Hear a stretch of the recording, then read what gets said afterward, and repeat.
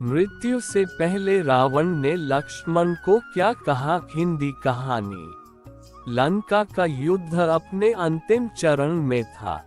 श्री राम और रावण आमने सामने थे। कई दिन तक चला भयंकर युद्ध अंततः उस समय पहुंच गया जब रावण अपने रथ से गिर पड़ा।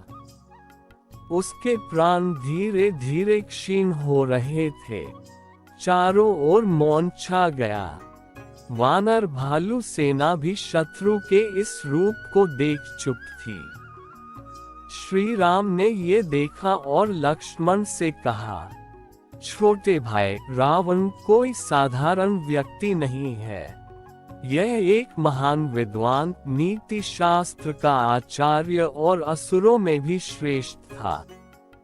मृत्यु के समय इसका ज्ञान अमूल्य होगा। जाओ और इसके पास जाकर नीति का उपदेश सुनो। लक्ष्मण ने कुछ क्रोध भरे मन से रावण के पास जाकर खड़े हो गए, लेकिन खड़े खड़े बोले, यदि कुछ कहना हो तो कहो, समय कम है। रावण ने आंखें बंद कर कहा, लक्ष्मण, ज्ञान लेने का तरीका भी एक कला है। जो व्यक्ति किसी से सीखना चाहता है, उसे विनम्र होकर उसके चरणों के पास बैठकर सीखना चाहिए, चाहे वह आपका शत्रु ही क्यों ना हो। तुम खड़े होकर सुनोगे तो ज्ञान का सार नहीं मिलेगा। लक्ष्मण को अपनी गलती का एहसास हुआ।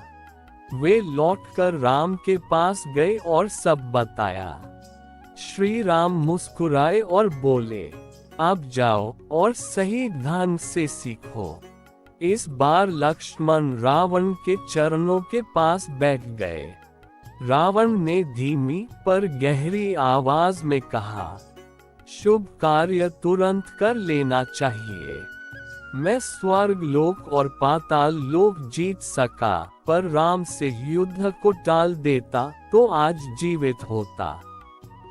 देर करने से अवसर हाथ से निकल जाता है।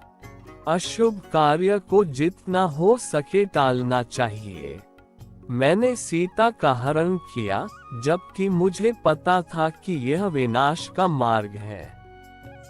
अगर इसे टाल देता तो आज लंका सुरक्षित होती। शत्रु को कभी छोटा मत समझो। मैंने राम और लक्ष्मण को साधारण मनुष्य समझा, यही मेरी सबसे बड़ी भूल थी।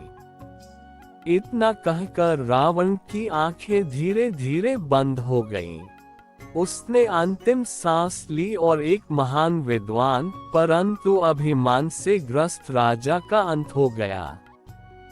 इस घटना ने लक्ष्मण को जीवन भर के लिए ये सीख दे दी कि ज्ञान चाहे शत्रु से मिले, पर उसे ग्रहण करने में संकोच नहीं करना चाहिए।